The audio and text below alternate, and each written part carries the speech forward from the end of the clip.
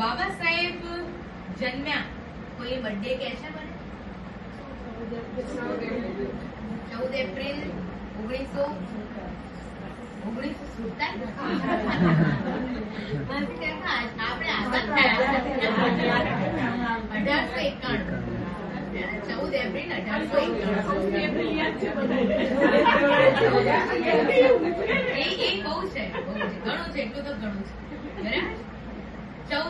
1891 માં જન્મ્યા બાબા સાહેબ.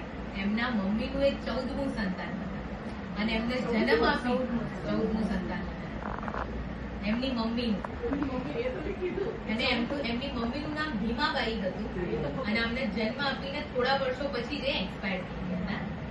અને એમના નામ ઉપરથી આમનું નામ ભીમરાવ પાડવામાં આવ્યું. એમના પપ્પા હતા સુબેદાર રામજી સતપાલ. એ મધ્યપ્રદેશમાં સૈન્યમાં ઓફિસર કક્ષાના હતા. સાવ નાના સૈનિક નહોતા. એમની નીચે આખી કેડર તૈયાર થતી હતી અને પોતે શિક્ષણ પણ આપતા હતા. જે સૈનિકોના છોકરાઓ હોય ને કેમ્પમાં એ લોકોને ભણાવતા હતા, એના આચાર્ય હતા. એટલે આટલા સારા ઘરમાં એમનો જન્મ થયો હતો. અને એમાંથી લગભગ એ 7 ભાઈ બહેનો જીવ્યા હતા. બાકીના 7 ભાઈ બહેનો એમના મધરના બાળકો મરી ગયું હતા. એમાં એ સૌથી નાના હતા અને ભણવામાં નાનપણથી ખૂબ હોશિયાર હતા. એમને ઘણા બધા લોકોએ મદદ કરી. એમને ખુદને પણ ભણવા જતા હતા ત્યાં અસ્પૃશ્યતા નડી. અંદર ક્લાસમાં નહોતા બેસવા દેતા, ગોળામાંથી પાણી નહોતા પીવા દેતા, એક ખૂણામાં અલગથી બેસીને ભણતા હતા. અને એમ કરીને ભણ્યા. વડોદરામાં આપણે સયાજીરાવ ગાયકવાડ હતા ને એમની પાસેથી સ્કોલરશીપ લઈને વિદેશ પણ ભણવા ગયા અને સતત ભણ્યા કર્યું એમણે. અને ભણીને પાછા આવ્યા. પાછો એમને બહુ ખરાબ અનુભવ થયો. વડોદરામાં ઓફિસર કક્ષાએ હતા, સચિવ કક્ષાએ, મિલિટરીમાં સચિવ કક્ષાએ હતા. ત્યાં એમને નોકરી તો મળી ગઈ સારામાં સારી, પણ રહેવા માટે ઘર નહોતું મળતું આવડા મોટા વડોદરામાં. કેમ કે અસ્પૃશ્યતા હતી. ક્યાંય ગેસ્ટમાં લોજમાં ક્યાંય રહેવાની જગ્યા ના મળે, કોઈ તમને ભાડે ઘર ના આપે. માણસ કેટલા દિવસ બહાર રહી શકે? એટલે પછી કંટાળીને એ 11 દિવસે વડોદરા છોડીને જતા રહ્યા. અને એ દિવસ હમણાં નજીકમાં જ આવશે. કોઈને ખ્યાલ છે કઈ તારીખે? આ 23 સપ્ટેમ્બર આવે ને ત્યારે એ સંકલ્પ દિવસ આવશે કે જે દિવસે બાબા સાહેબ ત્યાં બહુ દુઃખી થઈ ગયા કે સાલ હું આટલો બધો ભણેલો છું, વિદેશ જઈને આવેલો છું, હું સૂટ બૂટ પહેરું છું અને છતાંય એક જ વસ્તુ છે મારી સાથે અસ્પૃશ્યતા. એના લીધે હું આટલા સારા હોદ્દા ઉપર કમાતો હોય તો એ મારો પટાવાળો એમ મારી ઉપર આવી રીતે મારી ફાઇલ આવી રીતે ફેંકી દે, મને મારો પટાવાળો પાણી ના આપે. અને કોઈ રહેવા માટે એમના જે મિત્રો કહેતા હતા, ખાસ મિત્રો જે લોકો સાથે ભણતા હતા, એવા લોકો એમને જોડે ઘરમાં ના રહેવા દે. એટલી બધી અસ્પૃશ્યતા હતી 125 વર્ષ પહેલા. 10 દિવસ ફ્રેન્ડને રહેવા ના દે ઘરમાં. એટલે બહુ દુઃખી થઈ ગયા. ચોધાર આંસુએ રડ્યા. વડોદરામાં એક ઝાડ છે, પીપળાના ઝાડ નીચે, અને ત્યાં બેસીને બહુ રડ્યા. એમની ટ્રેનને હજી વાર હતી 4-5 કલાકની, તો કરે શું ત્યાં સુધી? ત્યાં બેઠા, સખત રડ્યા. અને ત્યાં બેઠા બેઠા એમણે વિચાર્યું કે હું આટલો બધો કેપેબલ હોવા છતાં ફક્ત મારી જાતિના લીધે મારે આટલું બધું અપમાન વેઠવાનું.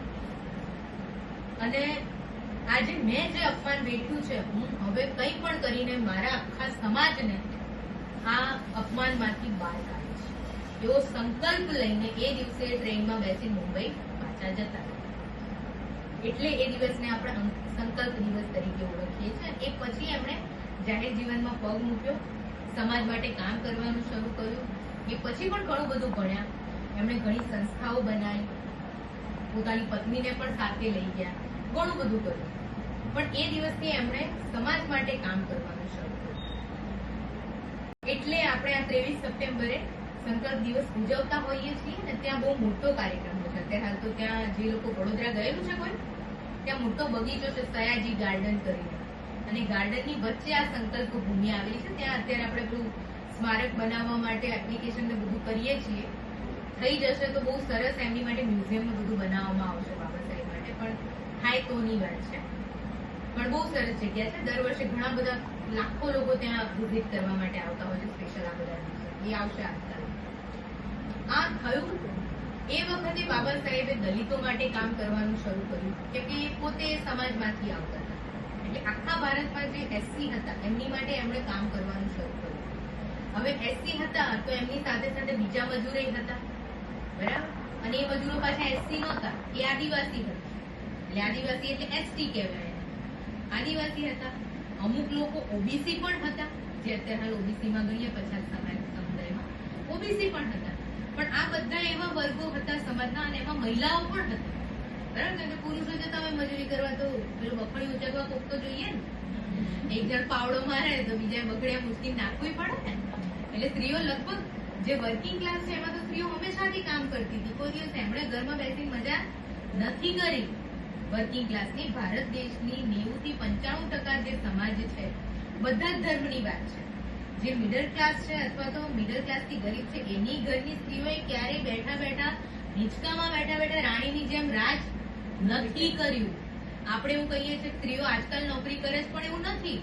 90% 95% સમાજમાં સ્ત્રીઓ હંમેશાથી કામ કરે છે. કોક વળી સિલાઈ કરતું હોય, કોક આવી રીતે હસબન્ડની સાથે મજૂરી કરવા જાય, કોક ખેતરમાં મજૂરી કરતું હોય.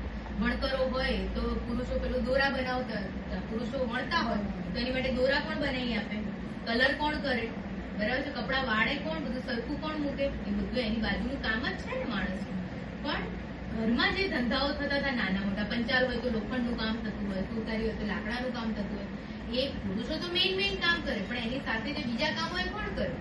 ખેતી હોય તો પુરુષો હળ